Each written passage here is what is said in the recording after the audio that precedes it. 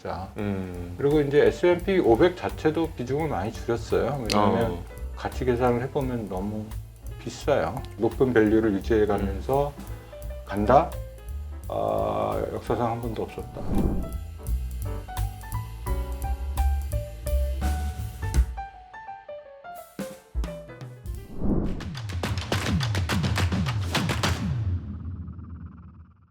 안녕하십니까. 증시각도TV 시청자 여러분, 투자자 여러분 반갑습니다. 네, 매년 연말이 되면 저희 증시각도TV를 특별하게 찾아주시는 분이죠. 네, 우리 가치 투자의 실천자, 그리고 일반인 분들이 반드시 카피를 하셨으면 하는 그런 모범적인 투자를 하고 계신 우리 인하대학교의 김진영 교수님 모셨습니다. 어서 오십시오. 네, 안녕하세요. 네, 안녕하십니까. 이렇게 매년 이렇게 한 번씩 나와서 딱 정리해 주셔서 저는 올해 계속 머리 하반기에 오면서 김 교수님이 작년에 말했던 그 포트폴리오대로 세상이 다 움직였네.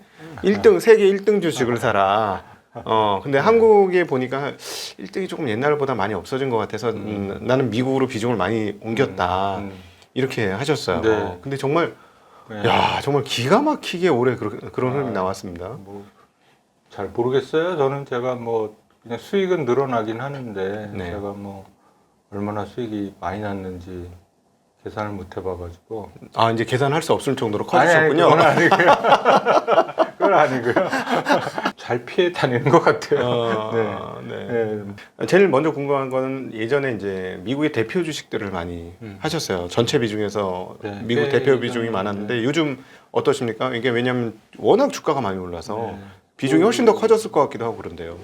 근데 이제 제가 이제 나이도 있고 해서 네. 그런 성장주는 많이 줄였어요. 그래서 거의 다 팔았습니다. 그럼 소위 말하는 그 전에 갖고 계셨던 M7 관련 네. 주식들은 이제 비중이 거의 없어지신 거예요? 이제 대신에 ETF의 비중이 이제 S&P 500을 갖고 있어요. ETF S&P 500. 네. 네. 그래서 S&P 500에 이제 걔네들의 비중이 한 30% 넘어가거든요. 예. 근데 실제로 S&P 500이 이제는 매그니피센트 7을 대표한다고도 네. 볼 수 있습니다. 네. 그래서 네. 그냥 내가 잘 모르는데 계속 가져가기가 좀 그래서 왜냐면 네. AI 들어오니까 네.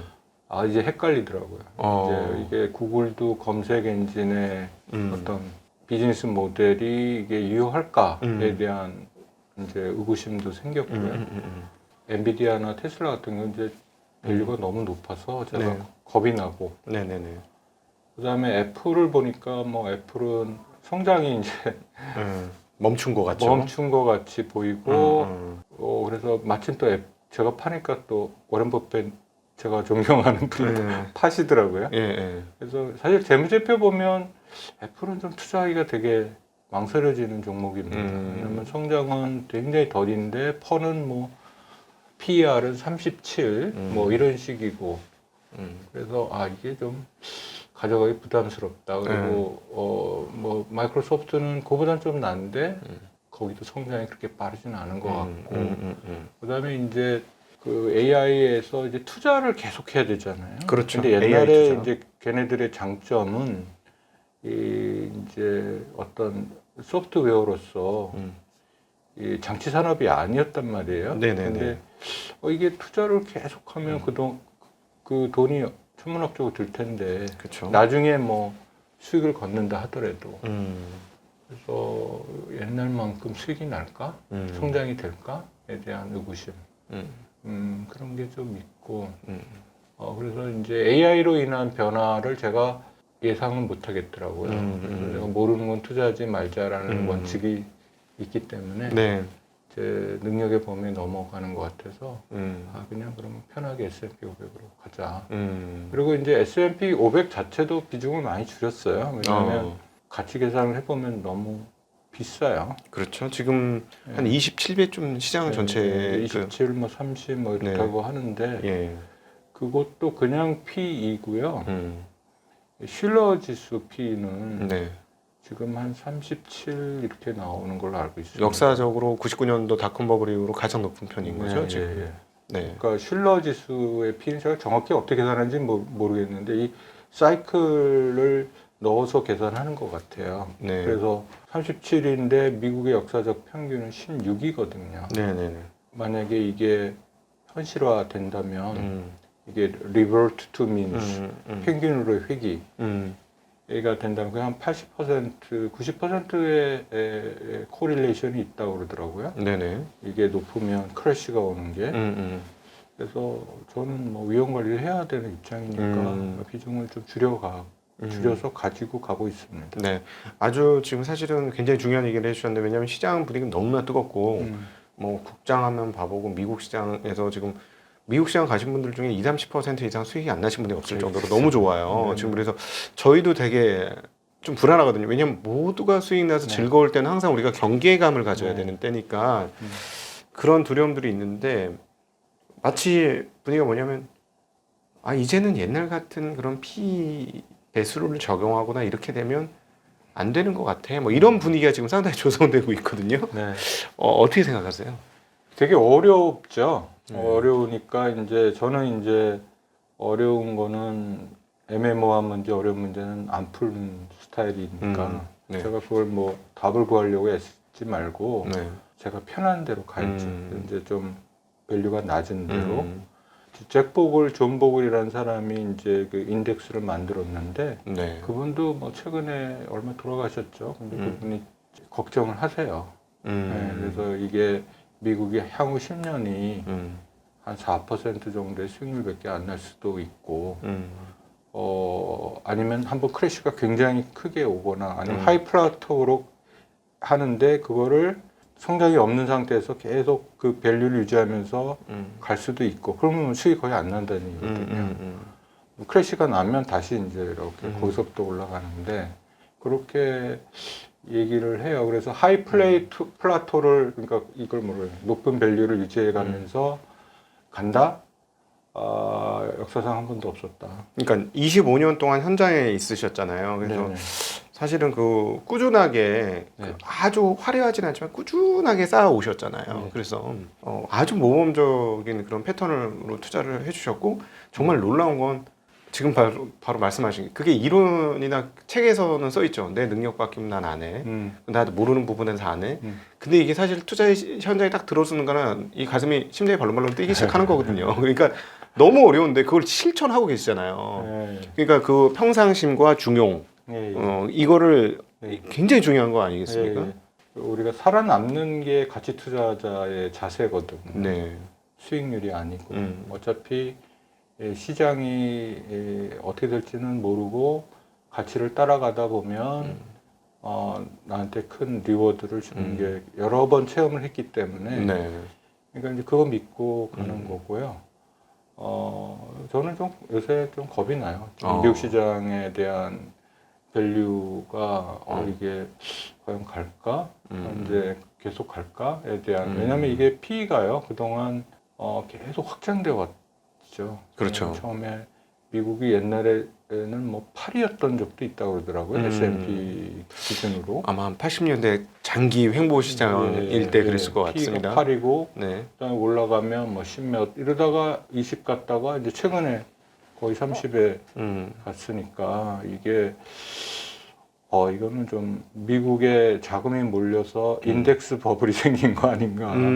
그렇죠. 저는 그래도 20년대 후반 생각이 많이 나요. 그때 이제 29년도 대공황 관련된 책을 보면 그 앞단의 내용 나오면 항상 너무 미국 경기가 좋았고 1차 대전 이후에 세계에서 압도적으로 좋아서 유럽 자금이나 모든 세계 자금들이 미국에 오면서 계속 올라가는 끝도 없이 그때하고 모양새가 좀 비슷한 거 아니에요? 비슷해요. 대공황 때하고 지금하고 뭐가 다르냐 이제 생각해 보면 대공황 때는 여전히 근본이지였어요. 네. 그러니까 이제 이 통화를 팽창시키는 케인지안이 들어올 수 있는 여지가 그 당시에는 아직 받아들이지 못했던 것 같아요. 근데 이제 이게 받아들이고 본격적으로 받아들인 게 제가 볼 때는 70년대 베트남 전쟁 겪으면서 고정환율제가 폐기되고 브레튼 우즈 깨고 깨고 이제 변동환율제로 가고 우리 금으로 안 바꿔줘. 이렇게 되면서 이제 지폐를 마음대로 찍어낼 수 있는 시대가 열린 거거든요. 네네. 그러면서 이제 인플레가 옛날에 통계하고 그 이후의 통계를 보면 달라요. 좀 더 가팔라요. 그렇죠. 70년대 엄청난 인플레이션이 왔던 거죠. 계속 지금도. 인플레가 기본적으로 깔려 있는 시대에 우리가 살고 있다. 음. 그러니까 실물을 안 갖고 있으면 이제 큰일 나는 거죠. 이제 우리가 이제 작년인가요? 올해도 그런 말이 있었는데 벼락거지란 말 네. 있었잖아요. 그러니까 갑작스레 부동산이든 뭐 주식이든 막 뛰니까요. 예, 예. 안 갖고 있으면 못 따라가는 거죠. 그 통화 가치 하락이 굉장히 가팔라졌다. 예. 예. 그래서 그거에 대한 것을 고려하면 대공황 같은 것이 온다면 어떻게 올까? 돈 또 찍어낼 텐데 그러면 그렇죠. 미국만 또 살아날지 않을까? 막 이런 생각이 돼요. 왜냐면 돈 찍어내면은 달러 가치가 떨어져야 되는데 네. 이게 안 그래요. 같이 찍어내니까. 같이 뛰어서 같이 찍어내니까 그냥 계속 상대적인 플레이만 되는 거죠. 네. 네. 그러니까 슬금슬금 뭐 금값은 어느덧 이제 사상 네, 최고치 그렇죠. 슬금슬금 가고 있는 네, 거고. 네. 실물 주식을 갖고 있어야 되는 건 확실한 것 같습니다. 예, 어느 자산보다도 확장성이 큰 자산이니까요. 장기적으로 보면 제일 수익률이 높을 것 같고요. 여전히 갖고 가는데 비싼 거를 어떻게 이제 내가 커버해 가면서 가져갈 거냐. 예, 지금 미국도 재정 적자 되게 심한데 네. 어느 나라 다 그렇잖아요. 네. 빚더미를 해결하는 방법은 여러 가지 방법이 있는데 그 중에 하나가 인플레거든요. 그렇죠. 그럼 이게 인플레로 가게 되면 어떻게 되나 이제 그런 걱정도 좀 됩니다. 네. 네. 그럼 하나 먼저 잠깐 여쭤보면 현금을 보유하는 것 또는 현금 비중을 가져가는 것 또는 어느 정도 가져가면 좋을지 어떻게 생각하실까요? 지금은 어디에 투자하느냐에 좀 달려 있는 것 같은데요. 한국장에 투자한다면 뭐 굳이 현금 필요 없을 것 정도로 저평가도 있고요. 한국은 네, 미국은 만약에 고성장주에 좀 비중이 크시다면 당연히 현금화를 좀 해놔야 되지 않느냐. 네. 해지로 네. 해놔야 되는 것 그런 생각을 합니다. 네. 그래서 뭐 워렌 버핏이 그래서 그런지 모르지만 하여튼 굉장히 크게 지금 현금 비중을 늘리고 있잖아요. 네네. 그분도 나처럼 느끼나 뭐 이런 생각을 합니다. 그럼 미국에 투자를 한다면 현금 비중 대략 러프하게 레인지를 한번 정해서 주신다면 일반인들을 위해서 편하게 진짜. 네. 저는 이렇게 대처하고 있어요. 떨어질 거 이제 저는 이제 현금 비중 한 10% 좀 넘어가는데 한국 다 해가지고 양쪽에 다. 양쪽에. 근데 이제 미국을 해지하는 방법은 배당주로 갑니다. 네. 그러니까 배당주는 미국에 여전히 PER이 낮거든요. 예를 들면 러셀 2000에 포함된 중소형주 중에 배당 많이 주는 주식도 비쌀 리가 없죠. 지금 하나 별로 안 올랐으니까. 네. 그런 것도 있고 저는 뭐 이제 잘 모르니까 미국은 그냥 그 잘 알려진 이제 배당 성장 ETF 중에 퍼 낮고 그다음에 이제 PER 낮고 이제 배당 많이 주는 네네네. 그런 ETF로 위험을 해지하고 있습니다. 네네네. 예. 앞서 잘 모르고 좀 어렵다고 하셨는데 저도 지금 엄청나게 헷갈리는 게 지금 마치 90년대 중후반과 2000년대 상반기로 이어지는 거에 지금 재판이나 거의 똑같지 않습니까? 인터넷 시대의 도래와 인터넷 시대에 의한 생산성의 대폭적 향상을 AI의 도래와 AI와 끝단으로 이어지는 로봇이라는 디바이스 뭐 이런 식으로 연결되면 딱 그 ICT 혁명 처음 나서 인터넷 연결되고 애플의 아이폰이 나오고 그 구간하고 똑같은 그림이 지금 한 번 더 그려져요. 20년 만에. 근데 우리는 뭐 그런 산업의 변화라는 것이 저는 그 한국에만 투자할 때도 그때도 막 닷컴 버블이 한국에도 있었던 거 아니겠어요? 그렇죠. 그런 게 있는지도 몰랐어요. 왜냐하면 밸류를 그때 그 당시에도 계산하고 있으니까 그런 거는 아예 쳐다보지도 않았으니까요. 그렇죠. PER이 뭐 코스닥은 뭐 100배, 200배가 뭐 숱했으니까. 그러니까 그거는 내 영역이 아니다. 그래서 그냥 아는 종목, 뭐 삼성전자나 이런 거 사고 있었어요. 근데 나중에 보니까 뭐 닷컴 버블이 있었다 이런 얘기를. 근데 그때 제가 보니까 제 계좌가 굉장히 빠른 시일 내에 네. 가지고 나서 굉장히 빨리 늘어나더라고요. 그때 막 제 계좌 확 늘어났어요. 언제를 말씀하시는 거? 2000한 3년, 4년? 네. 예, 그때 이제 네. 가치주 랠리를 할 예, 때. 예. 예. 그래서 저는 그때 뭐 닭 한 밥을 놓쳐서 아쉽다. 그때 뭐 그걸 잡았으면 뭐 어쩌고저쩌고 하는데 저는 뭐 그런 아쉬움이 없습니다. 그리고 지금도 퍼가 높은 종목은 저는 뭐 힘들어요. 그래서 아예 쳐다보지 않으려고 했죠. 네. 아마 젊은 분들이 보시면 와, 저분 되게 답답하다라고 하실지 모르겠지만 연평균 수익률이 미국 인덱스 수익률보다 훨씬 높으시잖아요. 이걸 꼭 기억. 그래서 하시는 말씀이 내가 이 주식을 조금 더 빨리 10년, 20년만 더 빨리 알았으면 정말 좋을 것이다라는 말씀 계속 하시는데 근데 그 젊은 분들은 지금 굉장히 많이 바빠요. 특별히 80년대 중반, 90년대 네네. 이후 출생자들이 정말 마음이 너무너무 바쁘거든요. 해주실 말씀 많으실 것 같아요. 뭐 저는 학교에 있으니까 뭐 맨날 제가 학생들한테 이번 학기에도 강의하면서 얘기하는 거고요.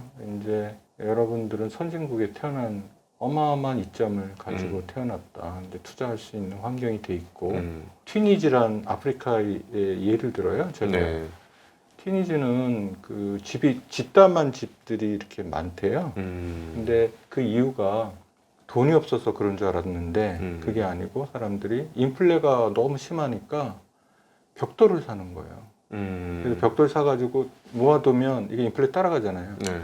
근데 이거를 그냥 두면 훔쳐가니까 집으로 이렇게 발라놓는 거예요. 진짜 한 켜 한 켜 쌓는 거네. 네. 돈 생길 때만 벽돌 네. 사서. 그런 얘기를 학생들한테 하면서 네.